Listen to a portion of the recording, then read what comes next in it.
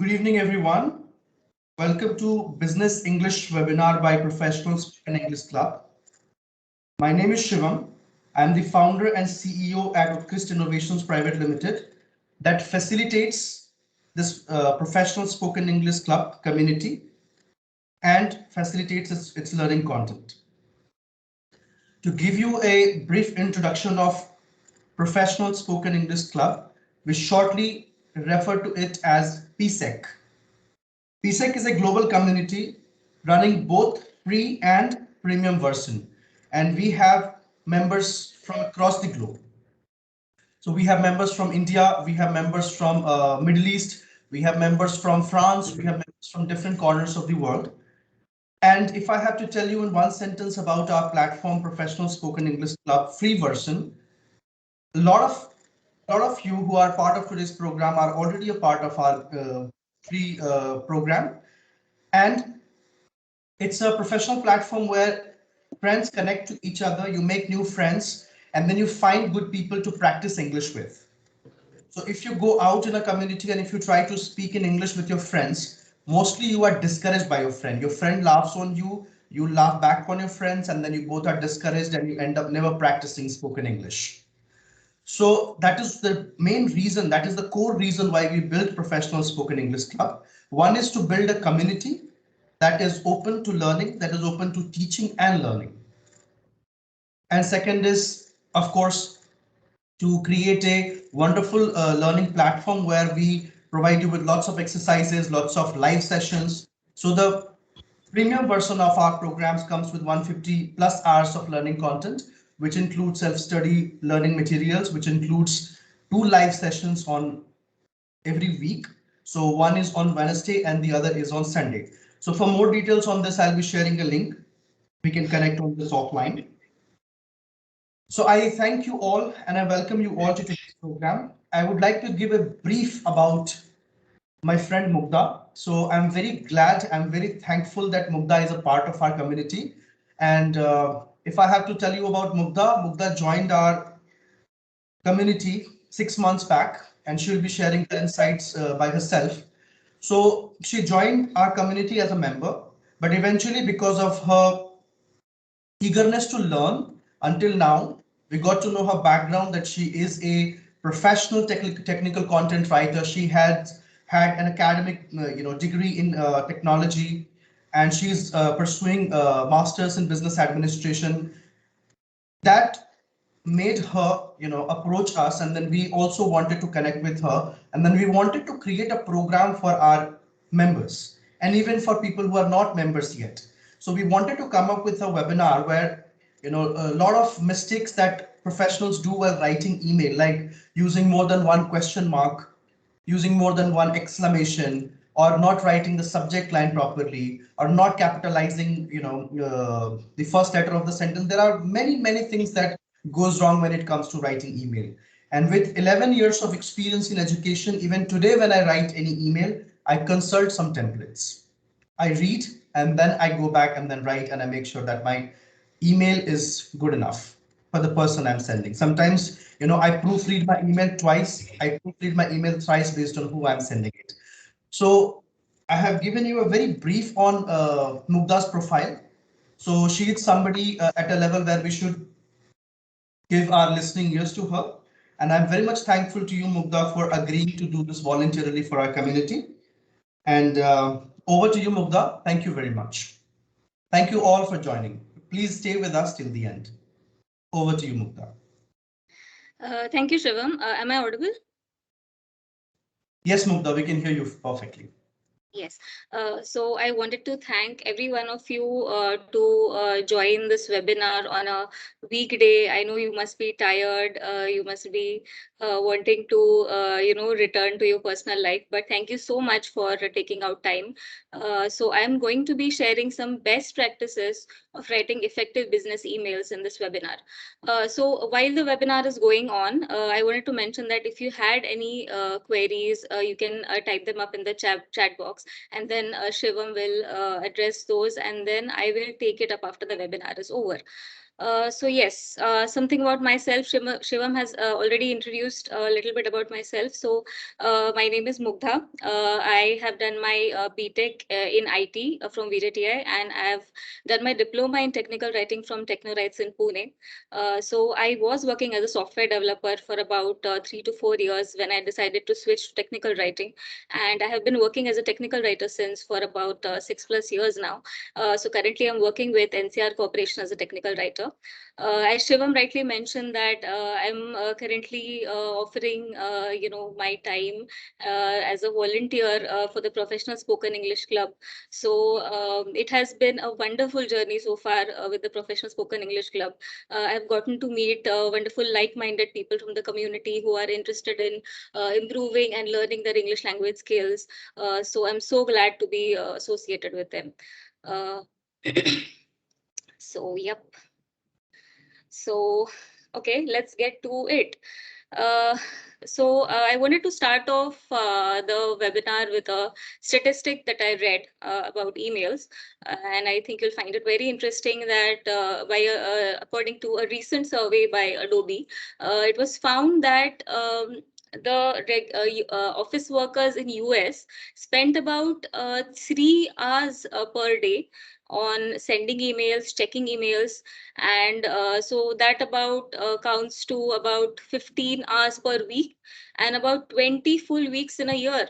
So as you can see, it is a lot of time that we are spending on writing emails or checking emails. So we should be aware of how to write an effective business email, not to make some basic mistakes that we usually do while writing emails. And more so, like considering the current scenario where we are working, from our homes, so in the work from home setup, and we have to regularly interact with our co-workers, our managers, some stakeholders, a client, using Teams or Zoom, and so we have to make sure that our written communication is on point. It is not confusing or vague. So all the more reason to know more about this topic. So I'll dive into the agenda. So what I'm going to be covering is, first I'll show you an example of a badly written email. You can tell me more about it when I move to the next slide. We'll look at some basic rules of written communication which you should know in order to understand what does written communication basically comprise of. Then we'll look at what does an email comprise of. So what are the components of a typical email? Then we look at some tips for writing business emails. I'll go over some important points and some good to know points. Then we'll take a look at a checklist which I've prepared, which you can refer to before sending an email. So you can, check all the items on the list before sending an email, and that will help you a lot. And lastly, I'll share some important links and references which I had referred to while preparing this presentation and which you can read up about online as well. And I'll take up your questions at the end. So here is the badly written email, which I want you to look at carefully and let me know what do you find amiss in this email. So you can type up what you think is wrong with this email and let me know in the chat box. I'll wait for your replies.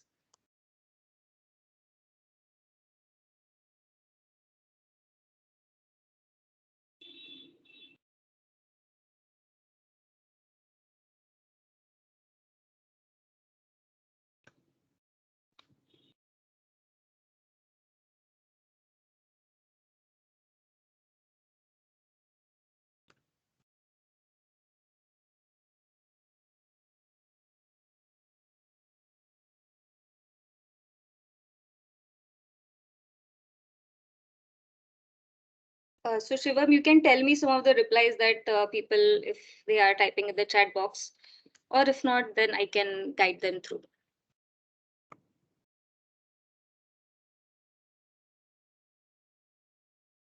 So Mugdha, Sumit Batra says no proper flow and structure. Chinmaya says it's okay. I think you can see the replies. Yes. Yes, I can see the replies. Okay. All right. Interesting. Correct. So yeah. So some of you have written inappropriate subject, too casual. Then there are a lot of formatting errors. Punctuation is wrong. Again, it's like you're speaking to someone on SMS or texting someone. It does not look like an official email. Yeah, so interesting replies. I'll wait for a few more and then I'll proceed to the next slide. There are any.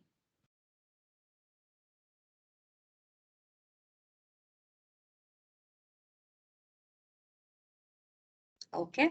So yeah, as many of you rightly pointed out, I'm not able to see this letter. I hope everyone is able to see the slide, Shivam. Just a little concern.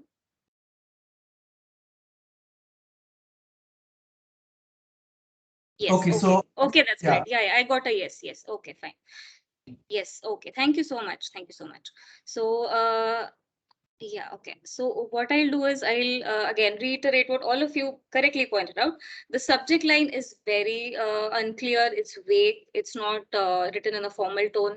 The formatting is all over the place. There are spelling mistakes, there are quite some embarrassing spelling mistakes, grammatical mistakes, then there are action items missing from the email. You don't know what to make out of this email basically. And it's unnecessary, lengthy and wordy.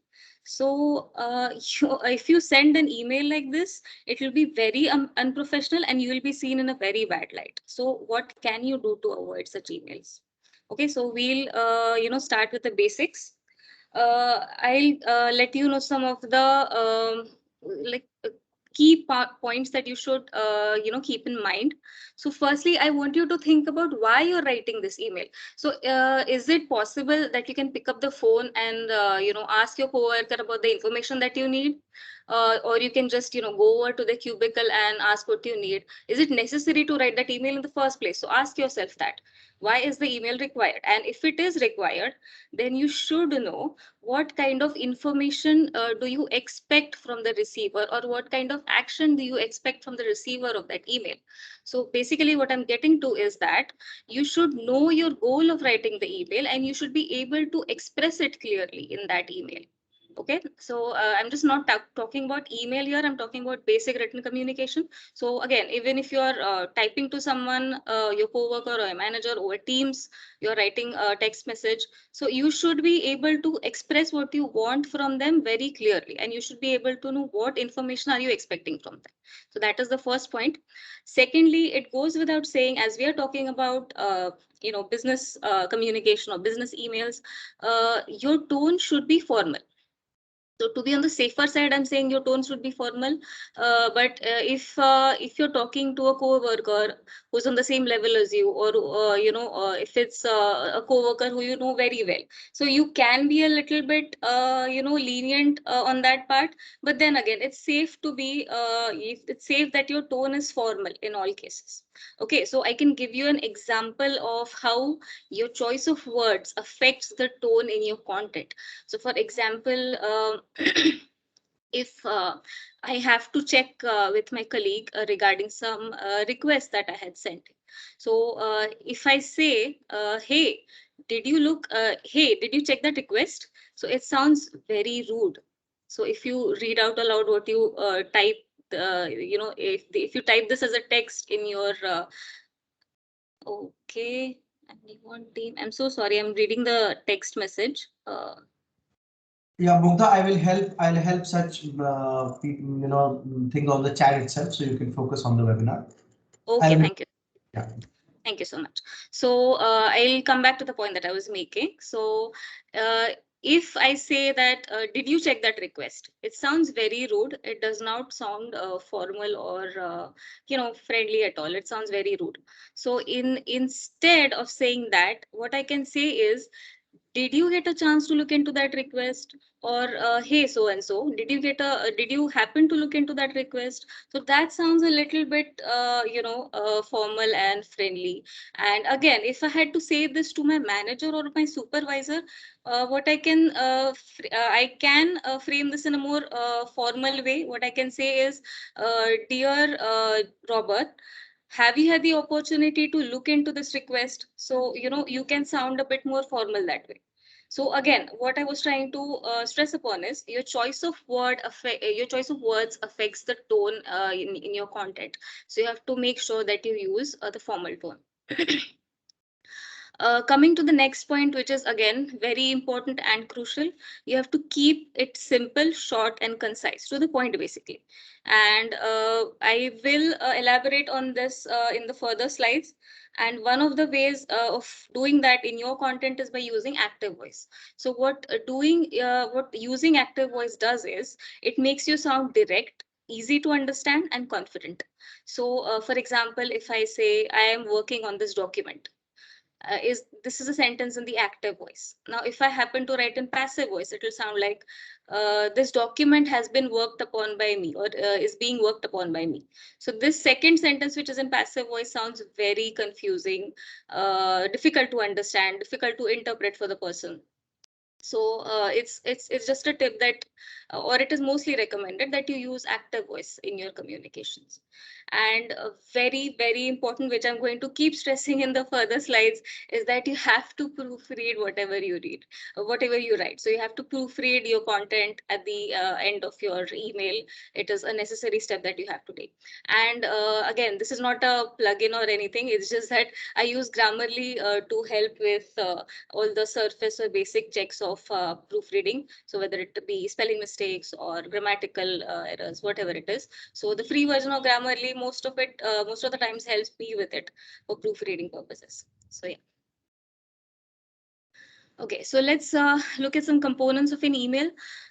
Firstly is the two line. So the person with whom you are in direct conversation with, or the person from whom you expect an action or a response, is supposed to be added in the two line. Okay, so two is to whom the email is addressed. Okay. Next comes the CC, or the carbon copy line. So in this, you have to add people who you need to inform about this email or activity. So people who you want to keep in the loop. Sorry, I'm using a jargon over here. So people who you need to have visibility about this matter. Okay. So if and you don't expect a response from them, basically. You just need to keep them informed about this. So you can add those people in the carbon copy or the CC line. I won't talk much about BCC here because it's recommended that you don't use BCC in your daily usage. BCC is blind carbon copy. You can look it up online, and it's basically you are hiding that sender from the other recipients of that email. So it's generally recommended that you do not use BCC. Coming to the subject line, so there's the subject line and the salutation and greeting, which I will cover in the later slides. And then comes the email body, again, which I'll cover in the later slides, which should be short and concise. And then there's the closing and the signature. So closing is what we usually write as thanks and regards, or regards. Okay.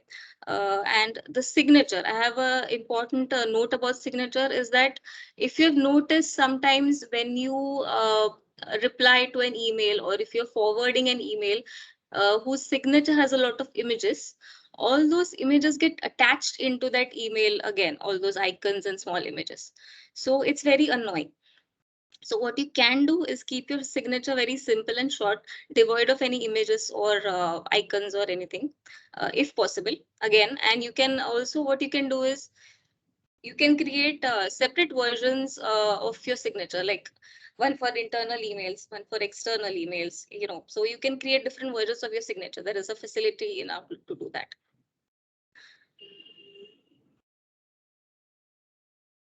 Okay, coming to the most crucial point of writing an effective business email, you have to include a greeting in your email.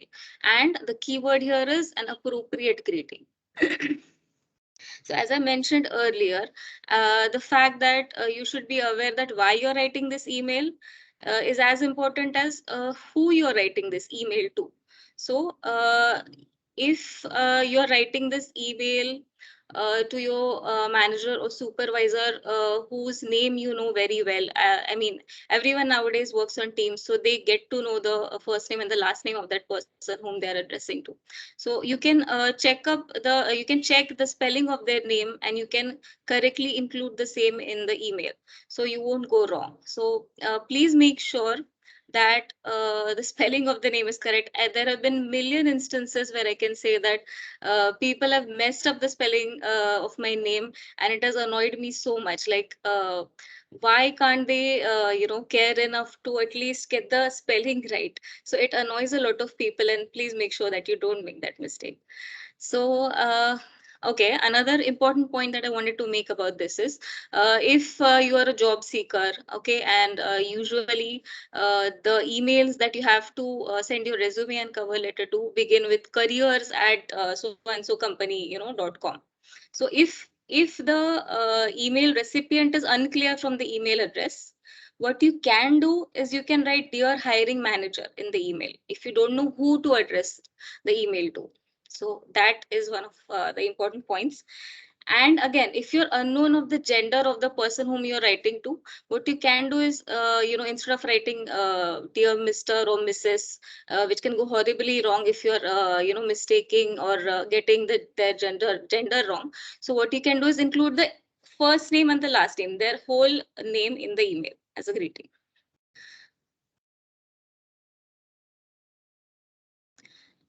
And yeah, one more important point, decide the level of formality.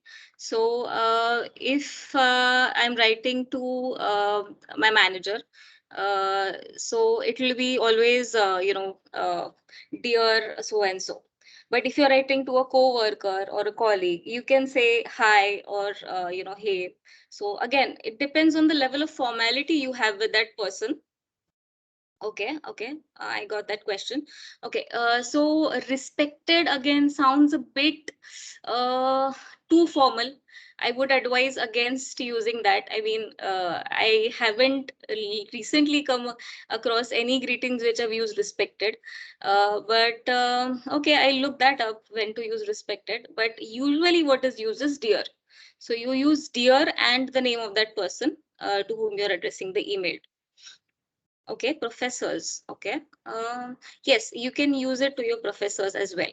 So you can use dear and the professor name, the full name or their first name, and you can address the email accordingly. So yeah, keep the questions coming. I'll address them as we go. Okay, the next important point is, okay, dear sir or madam. So okay, the thing is, you can use it when you're unsure of, or if the recipient of that email is unknown. So I myself have used sir/madam in some of the emails. But if you if you can take the effort to find out about that person. Okay, nowadays everyone is on LinkedIn. Everyone has a social media profile or a professional profile everywhere.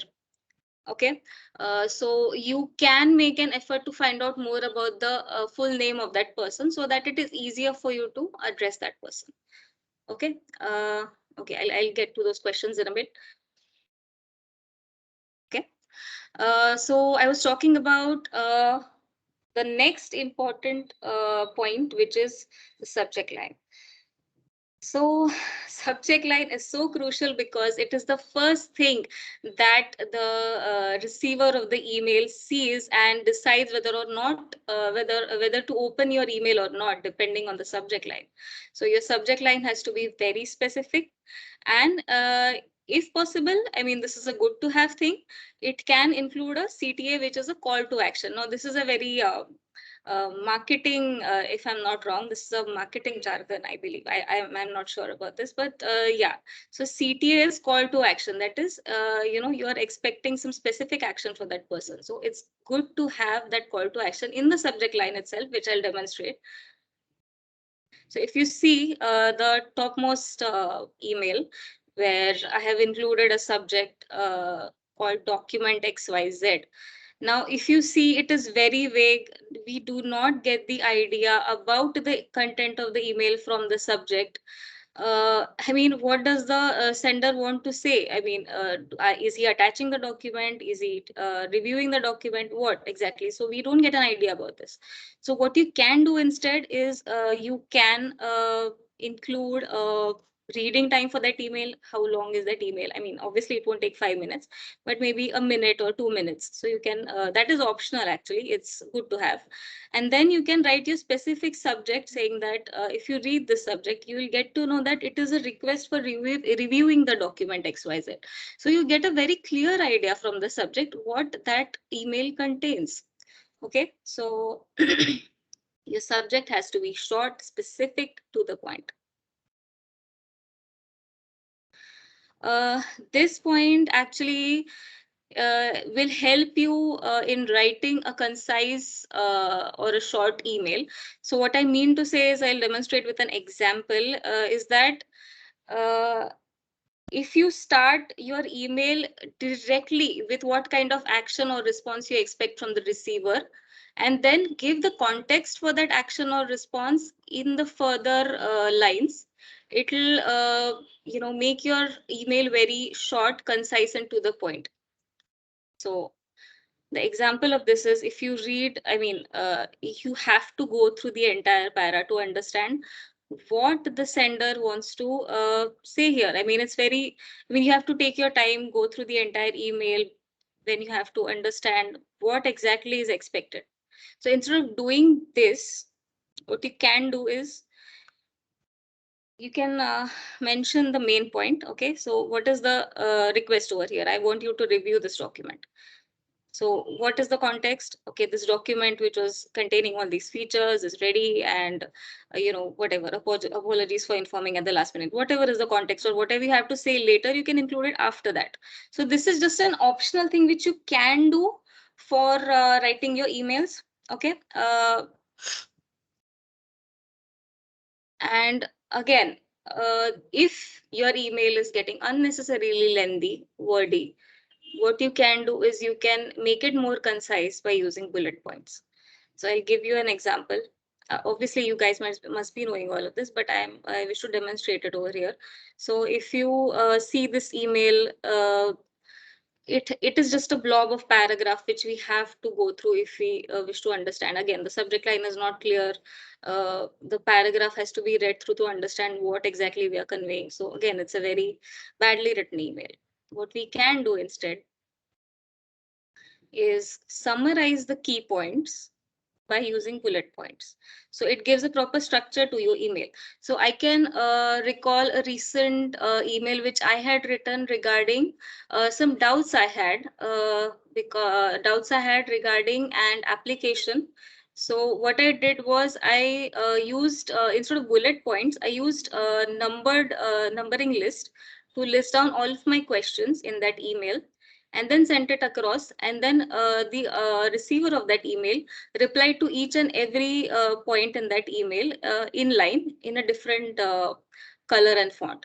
So that helped me get the expected replies without setting up a meeting. So it was very much more, it was very much convenient for me that way, sending an email and expecting a response in that manner. So I will go through some more tips, okay, which are important, which cannot be missed out. So you have to avoid text speak. So what is text speak? As all of you might know, OMG, LOL, BRB, those shortened words which we usually use while texting. So please avoid that. Jargon, as some of you may or may not know, is a certain terminology which only a group of people may know. So like, there's the legal jargon or the medical jargon or the corporate jargon. For example, we usually say that we don't have the bandwidth to do this task, or something of that sort. So please avoid using jargon, as the receiver might not be aware of the terminology that you're using. And please do not use sarcasm and humor, because it can be taken otherwise. The person can get offended. So it's recommended that you do not use humor in your mail. This is a very common one, and all of you must know this. I mean, you may be knowing this, that you cannot use all caps because it sounds like you're yelling. Again, avoid emoticons or emojis, those extra punctuation marks, those double exclamation, double question marks. Using a single, punctuation mark is enough. The point that you're trying to convey is already conveyed. So you can avoid that. I mean, you have to avoid that. Coming to reply all. Okay, this is an important one. So consider an example where a company-wide email is sent congratulating a colleague for some achievement. And you wish to congratulate that person and you hit reply all. So your reply will be sent to everyone in that company, which we don't want, and it looks very bad and it's very annoying. So what you can do is you can directly email that person instead of hitting reply all. So the point that I'm trying to get to as is that you have to use reply all whenever necessary. So if the people are already, if you receive an email where the people are already there in the CC line, and you are replying to the person in the to address, obviously, and you want the people in the CC line to be aware of that information, so then you can use reply all. But if you are going to directly talk to the person in the to line and the others in the CC line are not required, then please do not hit reply all. It's very annoying for the person, who does not is not expected to be informed, or has expected to have a say in the conversation, to receive an email not related to that topic. So please avoid that. Okay, coming to attachments, this is also very, very important. There have been several instances where you must have, or I have forgotten to send the attachment along with the email. So what you have to remember is 4 key things, okay? Use the attachments whenever necessary. Like, is it really necessary to send an attachment? Okay, fine. Yes. And if you're attaching something, make sure that you label it correctly. Especially, I think this applies for people who send their resumes to, those careers at company addresses. If they just label their Word document as resume, the receiver of that email or the hiring manager might find it very inconvenient to open hundreds of other Word documents named in the same manner as resume. So make sure that you label your attachment properly as resume underscore your first name, last name, or resume underscore the position that you're applying for, and then your first name, last name. So this applies for some other attachments as well, some files that you wish to send. So make sure that you, label your attachments properly. The next key thing regarding attachments is if you are, if you want to attach a large file, it is recommended that you upload the file on the cloud and then attach a link. So what happens is you avoid clogging their inboxes if you do this. So what you can do is include a link of that attachment in the email. And lastly, um, yeah, what was the last point? I'm sorry, I forgot. I'll come to it later. Okay, and very, very important. You have to read the mail chain. Okay, if you have received an email which has a lot of back and forth messages, basically it is a mail chain. So before replying to that email, please go through that mail chain to understand the context of what people are talking about. If you reply to that email not knowing what is going on in the earlier mails, you come across as very uninformed and unprofessional. So that is a very key point that you should remember. Okay, this is a checklist for you guys. You can go through this before sending an email. It will be super helpful. Remember to check your subject line, whether it's specific, short, and to the point. Whether you have included an appropriate greeting or not. Okay, yes, I forgot to mention one point regarding greeting. Okay, I was talking about the back and forth emails, the chain emails.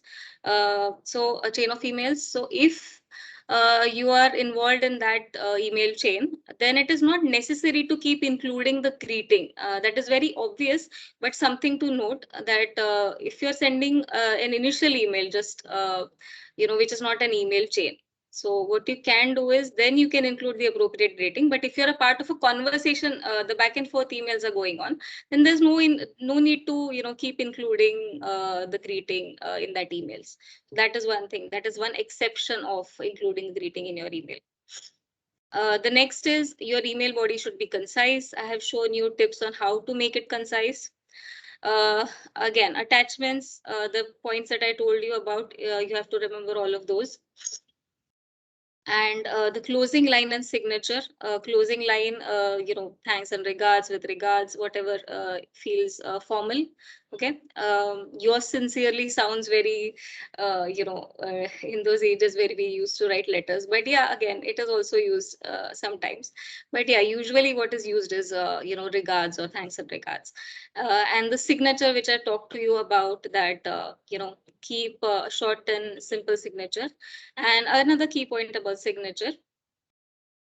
Okay, can color and highlight some important line. Okay, so actually, again, when we talk about color or font, then the design aspect comes in, because yeah, I mean, yeah, we see that a lot. Some line is highlighted in red, but sometimes it irritates your eyes or annoys your eyes. So what you can do is you can use blue instead. So yeah, you can highlight some line in your email, the content in your email, by some color.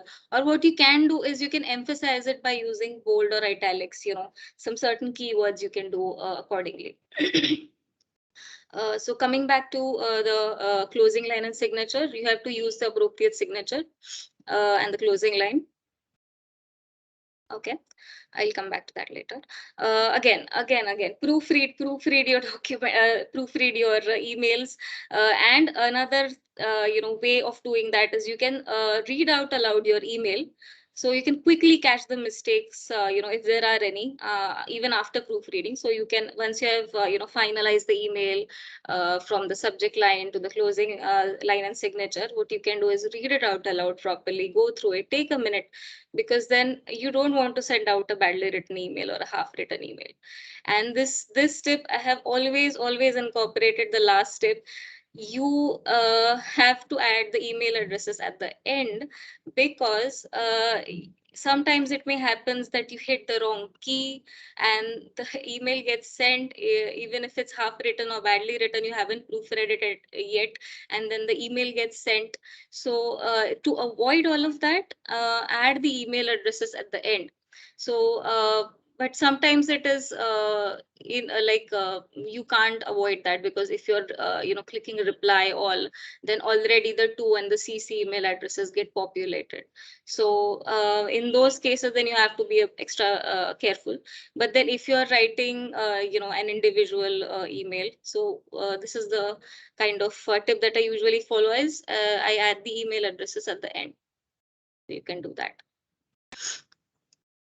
So some important links which I'm sure Shivam will share later with the courseware and the recording. So some of the important links which I've referred to while prepare this presentation, you can use these links to find out more about this topic. Okay. So I have an interesting thing planned for you before we get into questions. So let me get to it first. There is a video that I want all of you to watch, which is based on emails. So Shivam, should I go right ahead and share it? Yes, please, Mugdha. Yes. Thank you. Okay. So don't worry, I'll be addressing your comments. Just a second.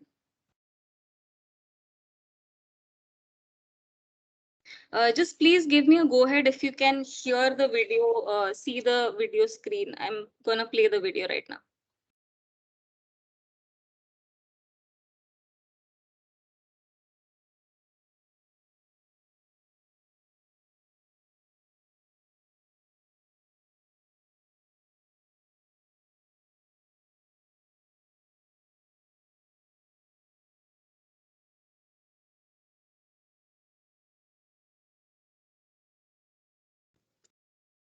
Mugdha, Sorry,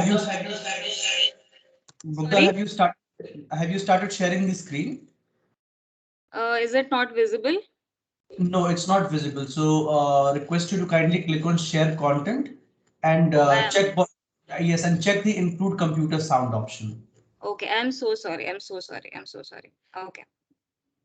Yeah, here it goes. Hey, Tyler, you going to that all-day meeting tomorrow? I'll be on vacation from Tuesday, June 27th until 2 days ago. Your auto response is still on. I'll be on vacation from Tuesday, June 27th until 2 days ago.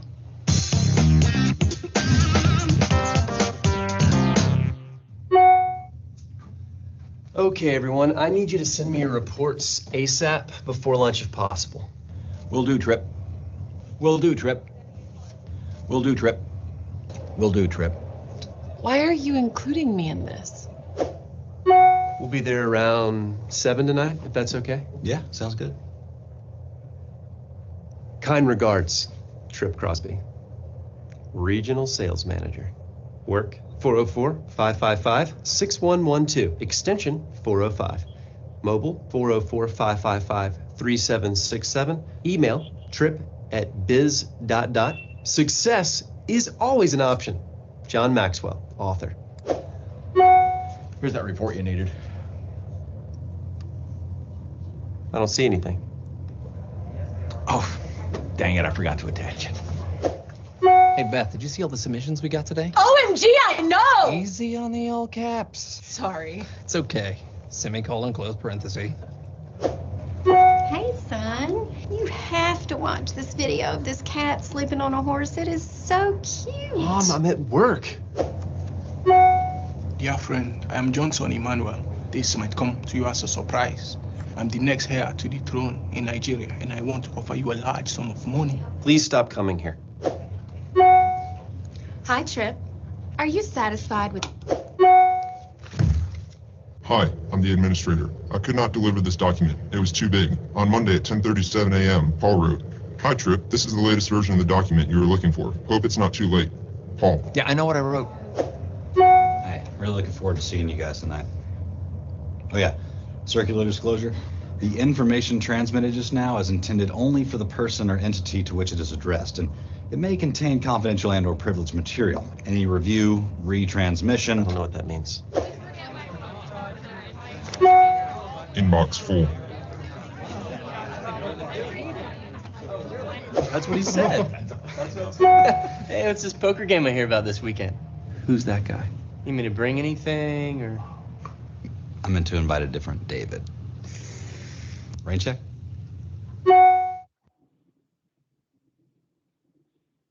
Okay, so that was about it. Shivam, we can proceed with the questions.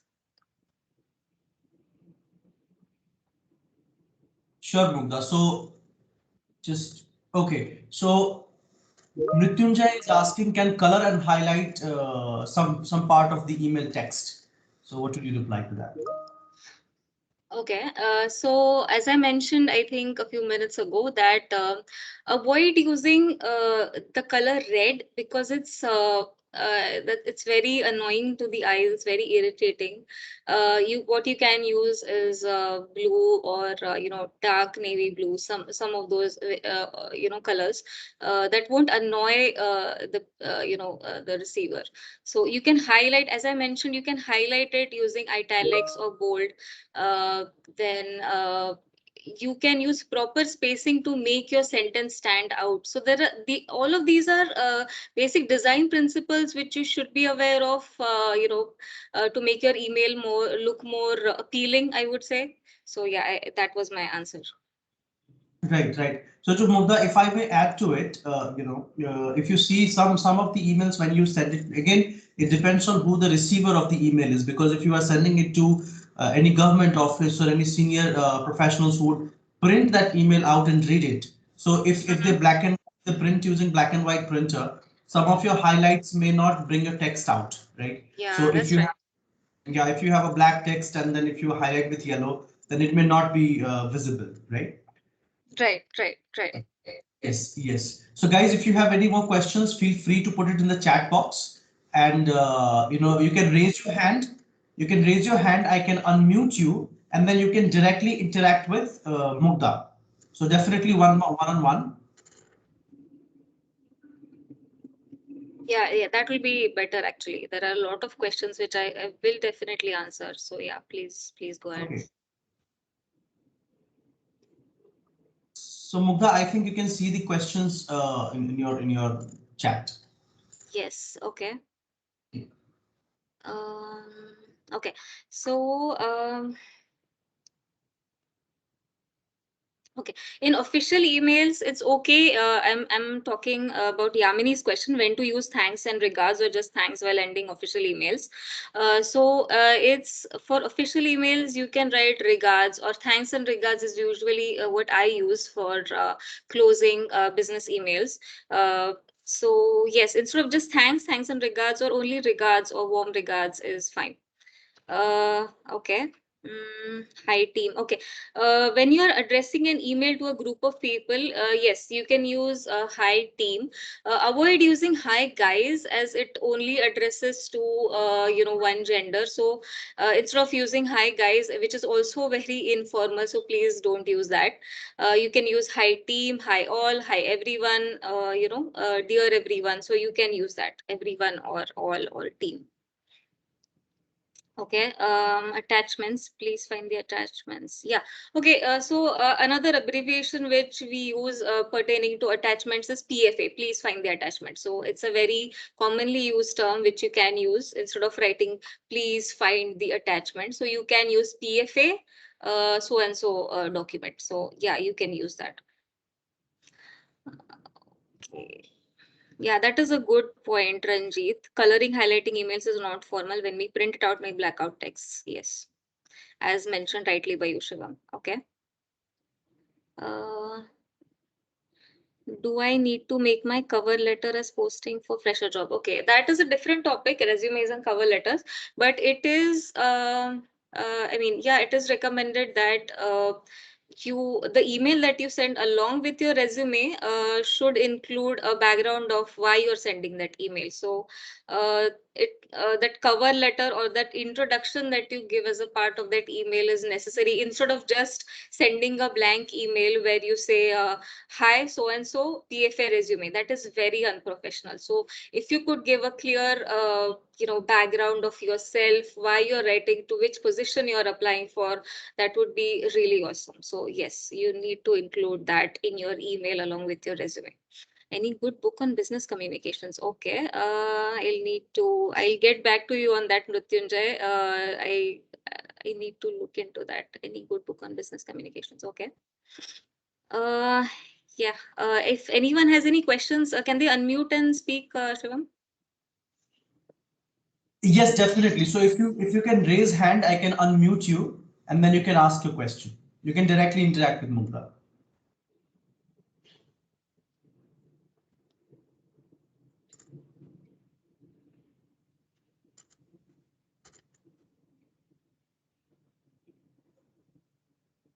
Or what you can do, Shivam, is you can unmute everyone and then, Okay, it will get chaotic, Mugdha. So as Okay, of now, we have a question in chat, and then two few people are raising hands. So one after the other. Maybe Vinith has a question, and then Mrityunjay, and then I can start unmuting. Okay. I'll first reply to Vineet, Mrityunjay, and I'll come back to someone who is raising their hand. Okay, when replying in trail mail, want to clarify other email which has been sent in the past. So should we attach the reference email or highlighting? Okay, want to clarify. Okay, what you can do, you want to refer to some previous email. Is that what you're saying, Vineet?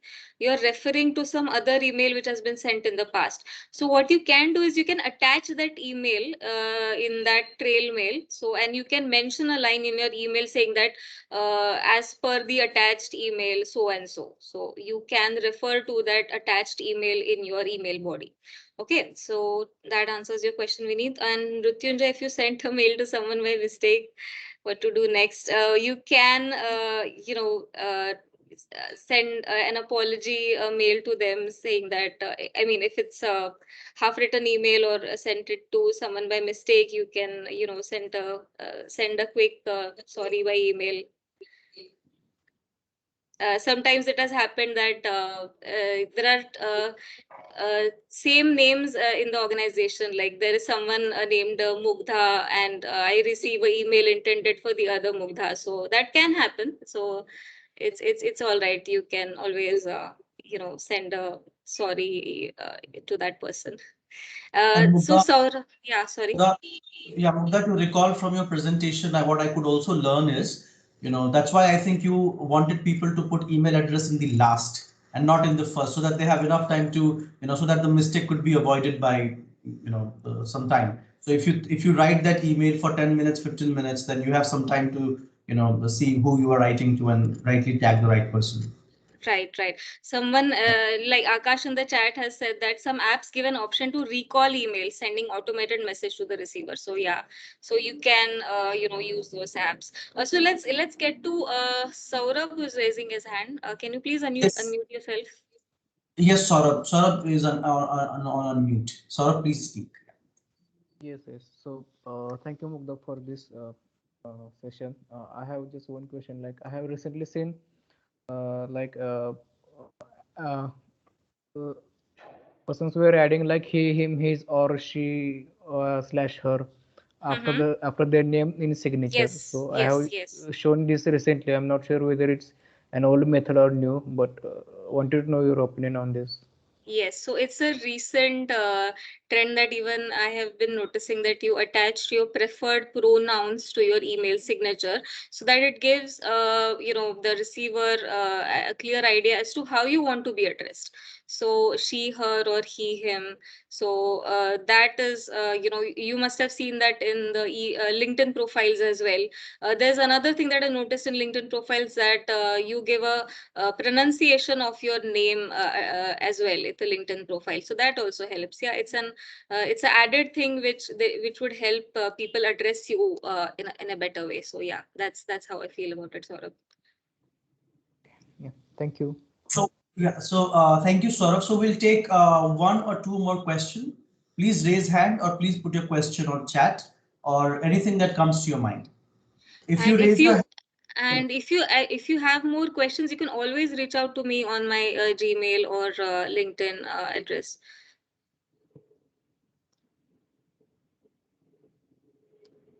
right. So do we have any more question? Anyone who wants to speak up or send something on chat?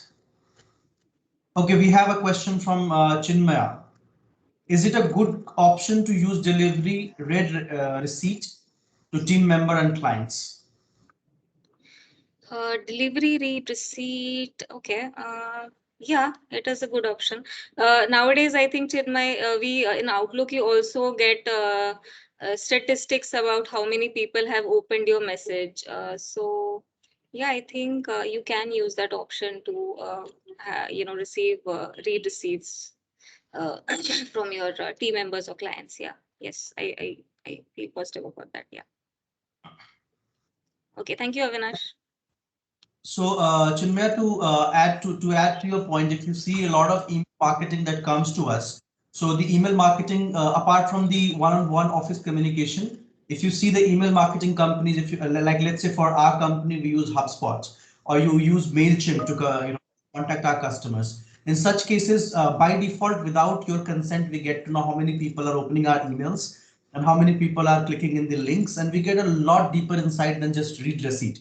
So yes, it is not a professional ethics to not see the red receipt. Red receipt is something very common, and in fact, people should be good enough or professional enough to reply in some companies. Mugdha, if you agree with me, there are policies where you Hmm. have to respond to clients and people within 2 hours. If it takes Hmm. 2 days, you even intimate that within 2 hours. Right. So culture of read receipt comes because people don't respond to emails. So I think it's not a matter of moral or professional ethics clash when it comes to read receipts. Yeah. So I think we are done with question. So Mugdha, with your permission, if I may take over and tell them how they will be certified on this program. Sure, Shivam. Just wanted to mention one thing, that thank you so much for joining in and listening to my insights. Okay, wait. There's another question, Shivam. Okay. Can we take that? Yes, please, one question we can take. Sometimes happens that some urgent replies stuck in sandbox and you think you have replied. Okay, so you have to check your outbox. Okay, when you send an email, if the email is being sent, it appears in the outbox, and when it gets sent, it appears in the sent box. So if your email is stuck because of some network issue, and you can refresh your Outlook by restarting it or something, and then check again if that mail has been sent or not. So unless you make sure that your reply is there in the send box, don't resend that email. Otherwise, people will get duplicate copies of your mail. All right. So Mugdha, may I take over? Yeah. Thank you so much. Thank you so much, all of you. Okay, so thank you everyone for joining, and thank you Mugdha for agreeing to do this session. And I will just show all of you, kindly remain with us. I would like to show you how you can, get certified in this. So Mugdha, can you please stop sharing the screen? Okay, yeah, sure. Thank you.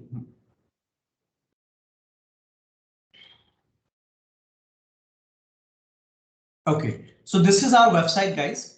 So this is where you will find the register profile and logout option.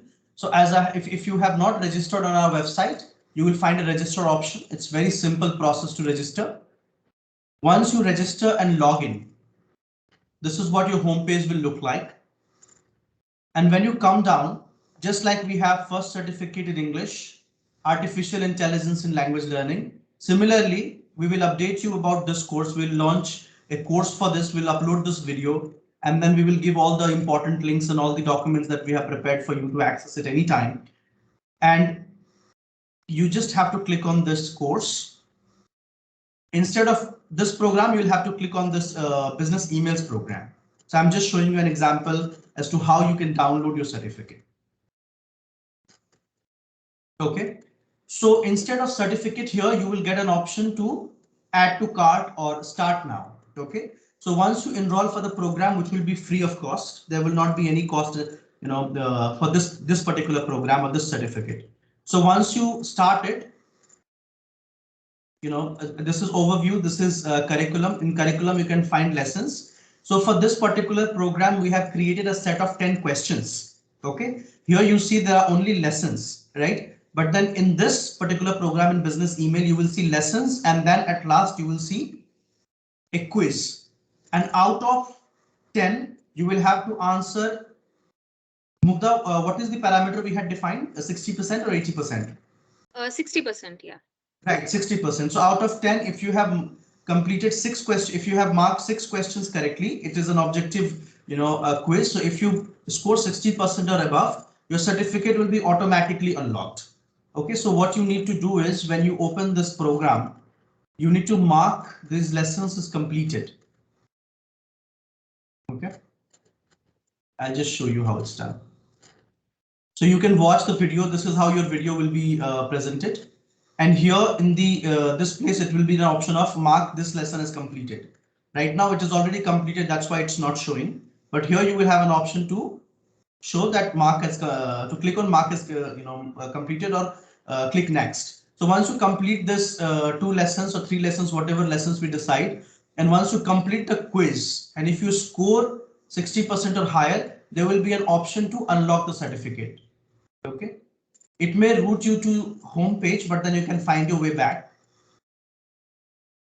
in the courses section in the home page. And if at all you face any technical difficulties, we'll be happy to help. Just you have my direct WhatsApp number, you can reach out to me. So here you will have the certificate option once you complete the quiz and once you score 60% or above. So you can just click on the certificate, and this is how your certificate looks. Okay. So instead of your coach, it will be Mugdha Murale or Abhi Saiwal or Shashidhar Kareti, whatever your name you have mentioned, it will be here.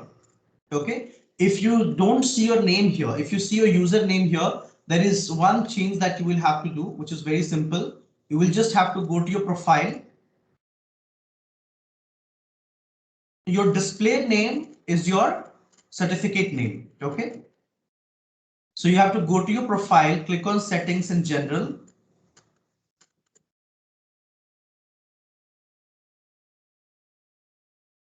And here in display name, you can change your name. If you change this name to Shivam Kern, or if you change this to Mugdha Morale, that name will appear in your certificate. Now you can choose to have all capital letters, or you can choose to have first letter of your name in capital letter.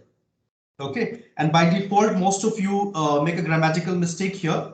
You put everything in small letters, but please don't do that. If your name is Abhi Saiwal, Abhi A will be capital, Saiwal S will be capital. If your name is Shivam Kern, Shivam S will be capital, Kern K will be capital. Please don't download certificates with small letters name. And one amazing thing I can show you about the certificate is you can also access certificate from this section. This is our new website. Let me see if it works from here.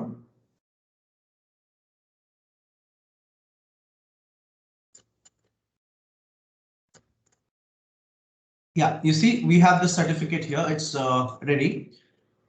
So you can share this certificate with your employer, future employer. So if you are presenting our certificate that, okay, you have been certified in so-and-so webinar or so-and-so training, you can just share this certificate.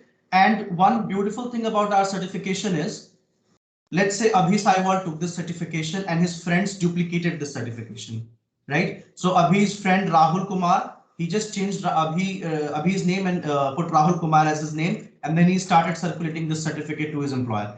But then what happens the moment your employer scans this QR code, it will take them on our website and it will verify that this certificate belongs to Abhi Saiwal and not Rahul Kumar. So this QR code is unique to each people who certify on our website. Okay, so I hope this answers and this helps you get certified on business email program.